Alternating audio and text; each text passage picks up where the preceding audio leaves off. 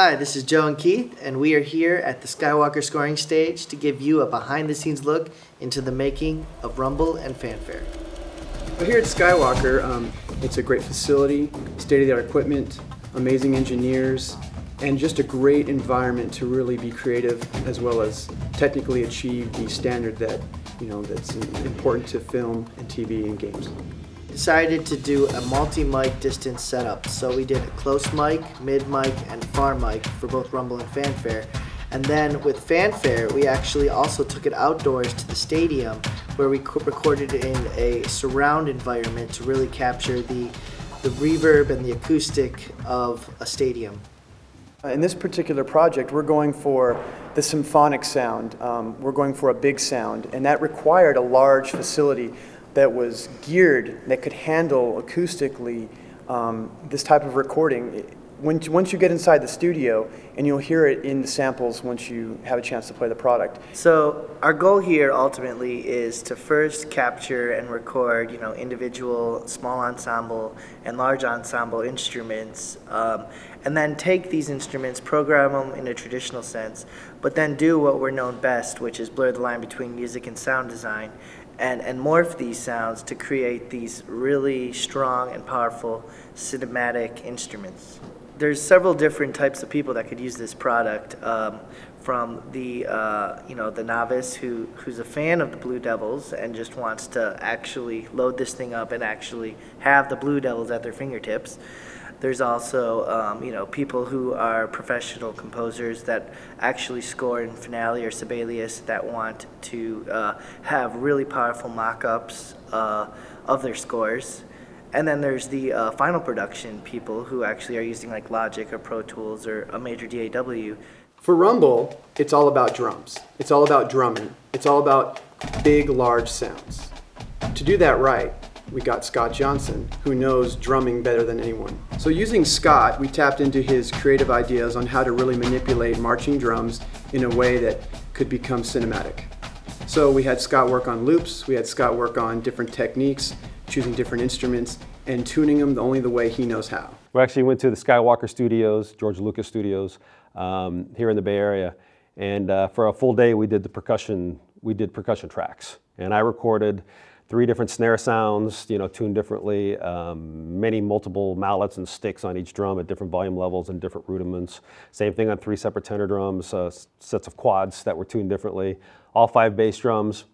And the software company, Sample Logic, these guys they're insane. It's incredible. You listen to some of the stuff that, how they morphed the sounds, that you can take a rudimental snare drum, for example, and change the sound into something else, and they're going, that was me? Really? That sounds pretty cool. And it was real exciting. I brought in a lot of the drum line to record some of the stuff with us. We had 5 bass drummers in there, 2 tenors, 3 snares, and one of our tenor guys actually played cymbals because we needed a cymbal track.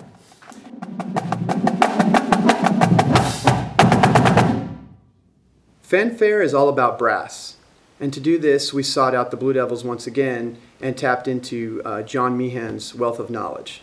As brass caption head of the Blue Devils, John Meehan brought his expertise in instruments, brass, and brass design to help us develop what is all about sound, and that is to create an amazing cinematic library for brass.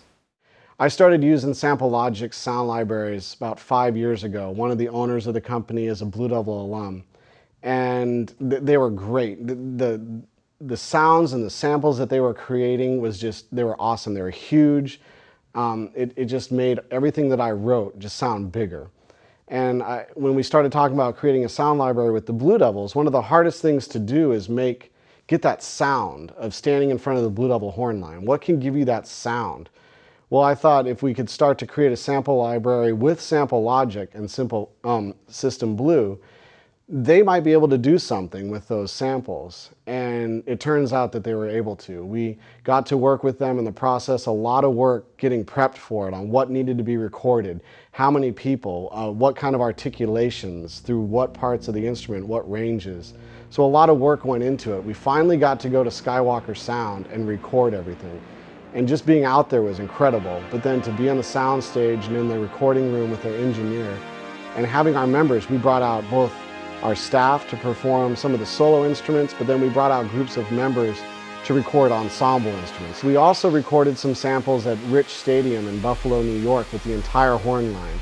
So we were able to get that sound of the Blue Devils. We did some space music, which the Blue Devils are very famous for, dissonant kind of crunch chords with lots of varying dynamics. And they did an amazing job of taking those and morphing them into, when you go to movies these days, you hear these loops and these kind of great ethereal sounds. And they made these things out of what we played at Rich Stadium. And it's going to be an incredible tool, not just for arrangers of marching band and drum corps music, but film composers as well, that they can take these samples and use them in their symphonic works. Our goal at Sample Logic is to continually grow, to make better sounds, bigger sounds, something that's not been done before. So to do that, we sought out the Blue Devils.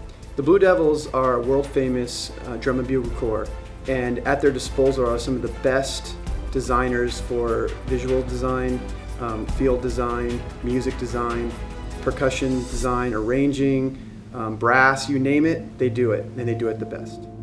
John Meehan and Scott Johnson worked with them. We went into Skywalker Sound and recorded the sounds of the Blue Devils. And they developed all the exercises, all the notes, literally 4 days of intensive recording with our instruments, our performers, and our instructors. Sample Logic took it from there, the recordings, and produced the sound libraries. And they're not just sound libraries for marching band. You know, that is for sure you'll be able to hear the sounds of the Blue Devils and use it in your recordings, your arrangements, your compositions, but you're also going to have all unique morph sounds, cinematic sounds. So you're going to do much more than just be able to produce and hear your arrangements or compositions. You'll be able to use it on soundtracks, and Sample Logic is into the soundtrack world.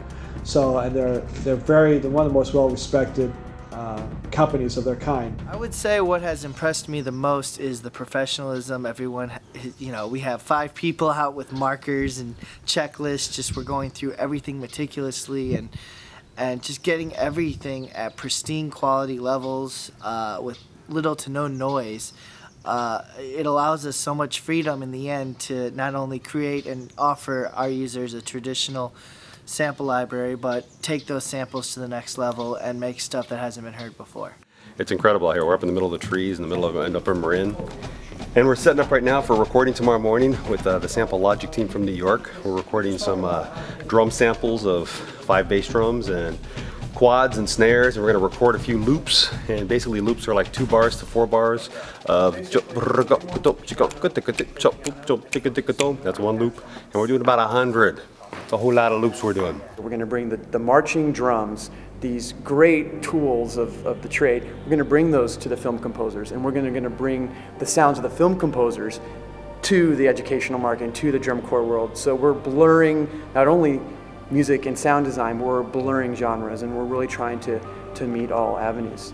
Not only are we giving you amazing morphed instruments that are perfect for film, TV, and games, but we're also exploring new boundaries and going into the world of traditional sampling. So both products actually have 2 different sections to them. We have the traditional, which gives you all the multi-sampled round-robin instruments, and then we have the morphed, which is, you know, what we've done in previous products. So if you have any of our earlier products, you'll feel right at home. This is probably the best control room in the country for what we're doing. Certainly it is. And this is Dan. Dan's your engineer today. One of 2. Leslie will be back in a minute. Welcome, guys. She's the other one.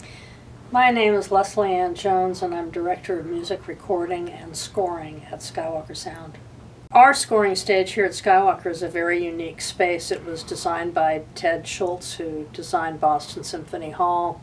And what makes it unique is that the walls actually are very hard surface made out of concrete, but then they have panels behind them that all pull out manually. So you can change the sound of the room from very live to very dead or anywhere in between. There are panels on the ceiling as well that are operated by motors, so you can push a button and the panels roll out. And it allows us to record all different kinds of music, which is unusual. Most scoring stages are really great for orchestra, but they're not really good for any other kinds of music, but we record all kinds of music here, from 100-piece orchestras to choirs to classical records to rock bands, jazz groups, big band, all kinds of stuff. Our control room is kind of unique as well in terms of scoring stage control rooms, because we do so many different kinds of music that we tend to have a lot of the kind of equipment that you would expect to see in a traditional recording studio. We have a lot of different microphone preamps. Of course, we have a very large microphone collection. We have a Neve 88R analog console. We're recording these sound effects to Pro Tools at 24-bit 88.2. We're doing great. It's day 3. We're deep in the trenches of recording the new library. All the Blue Devils, all the staff, everyone's on target, and it's pretty awesome. To incorporate the best marching drum and bugle corps sound, we actually used the System Blue line of instruments for both brass and drum libraries. For Rumble and Fanfare, user control was very important. I believe there's 43 screens of user controls for each product, really giving you the ability and flexibility to sculpt and change instruments on the fly. I'm excited because these tools that we're creating are not only useful for you, but they're useful for us as composers. The excitement is putting these instruments inside the Contact engine and coming up and creating new instruments that we've never heard before by realizing new sound in a new way. One thing that I really enjoyed with these products is that I can close my eyes when I hear these instruments and actually think I'm standing right next to the live performer. That's how pristine these sounds actually are. So what happens when you put the best performers in the best space with the best engineers using the best interface to date? Rumble and Fanfare. Just got the final product, got to hear some of the stuff, and it's great. They did a great job. Man, we just got out of the studio and we can't wait to show you what we've got in store. Here it comes.